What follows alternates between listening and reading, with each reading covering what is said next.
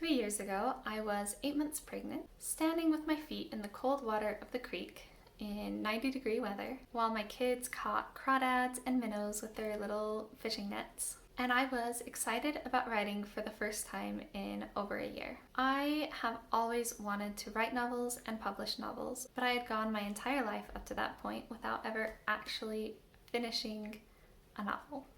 Even just the first draft of a novel. I would get excited about it, try to write a novel, usually during NaNoWriMo, get stressed out about writing, think that I just wasn't good at writing, and then quit. And then I would tell myself things like, you're just not cut out to be a writer, you just must not have what it takes to be a writer, you're just not a writer. Then about 3 years ago, my husband, who does game development, came across an idea that got me excited about writing again. The person that he found it from called the idea a hook, and the idea is that you mix something like a standard, something that a lot of people already know about, and you mix it with something unexpected.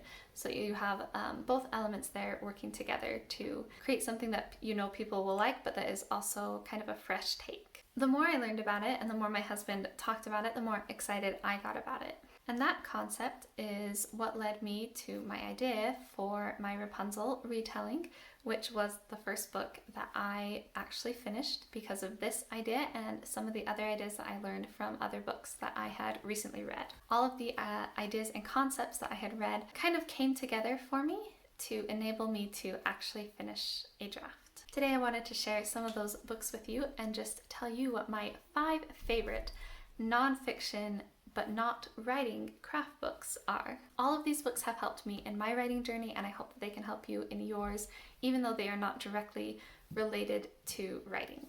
I'm not sharing them in any particular order, they're just kind of all there. So the first one that I wanted to share was Atomic Habits by James Clear. This is a very accessible and fun read. He is a very good storyteller, he's very good at keeping your interest, but he also presents the ideas in a way that makes it immediately and easily applicable. But because there is so much tied in here, every time I read it, I feel like I come away with new understanding or new ideas for how to better my habits and make myself a better person. One of the main things that really helped me from this was just to make small changes. And I started with a 500 word count goal a day, but basically I just was trying to write every day. And some days I would get 100 words or 5 minutes of writing in, and I wouldn't get 500 words, and it felt like it was going to take forever for me to finish my novel, and it did. But I did finish it, and now I know I can finish a novel, and now I am working on my next one, and I really feel like it has changed the trajectory of my life from someone who, and my identity, from someone who wants to write novels to someone who actually is writing novels and becoming better at it every single day. I don't actually own the next book, but it is Mindset by Carol S. Dweck.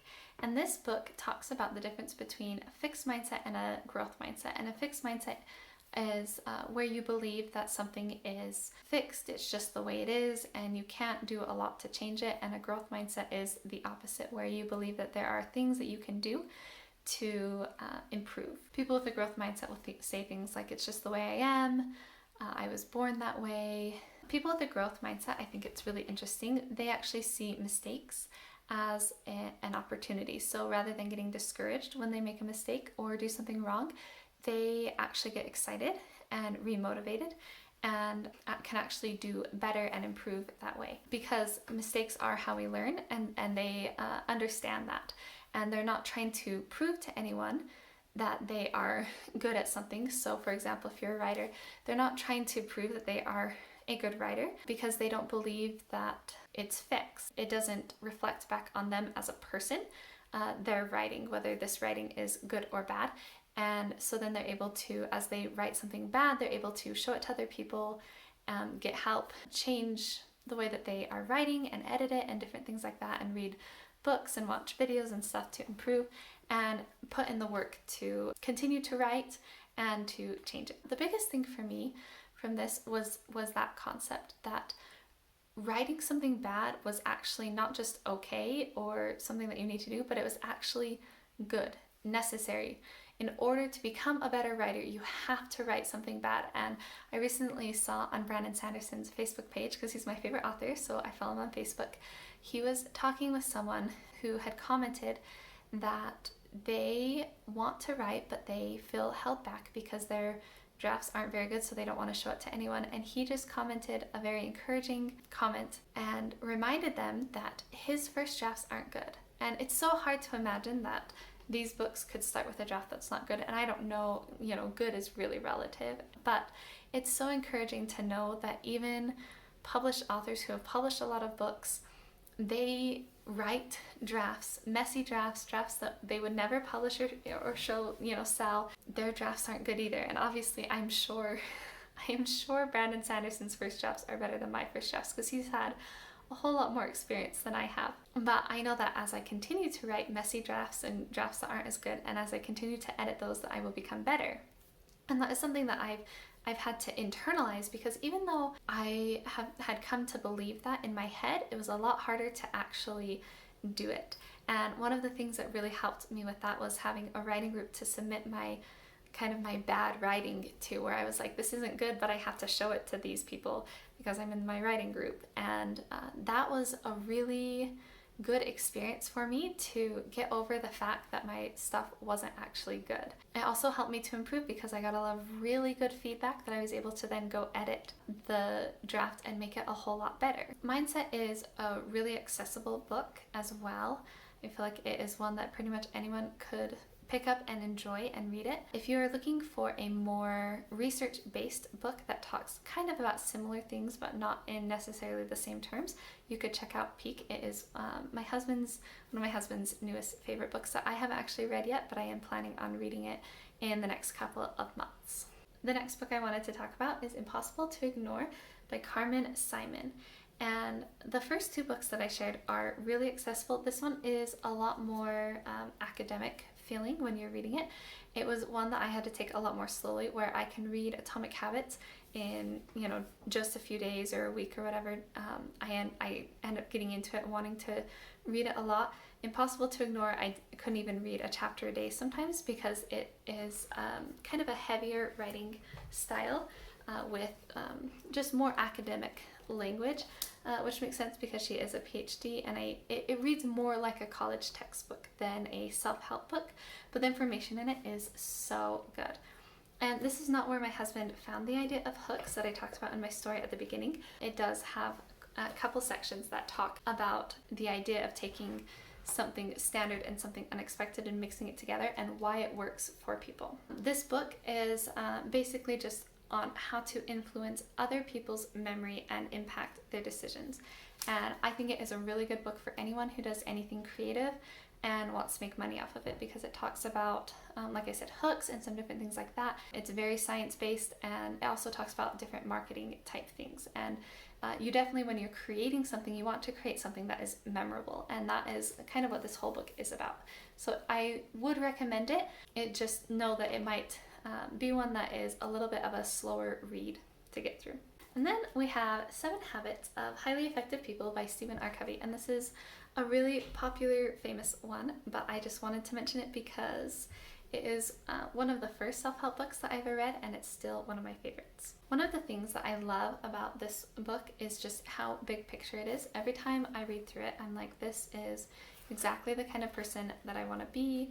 And it just has so much in it that it feels like one that you have to really study to be able to get everything out of it that it talks about. It's one that I need to actually revisit soon, because it's been a long time since I've read it. But one of the things that is cool, because it's one of the first self-help books that both my husband and I have read, as we have read other self-help books, it is one where we come back to the big picture principles that he teaches, the 7 habits. Unlike Atomic Habits, this book's not about forming those habits. It's more about looking at the big picture things that you want to use as a foundation for your life. Things like, one of them is begin with the end in mind. And so you don't want to start something unless you know where you're going to end with it. It just has so much good in it, and I feel like it's a really good book for a foundation. And then the final book I wanted to talk about is Influence by Robert B. Cialdini.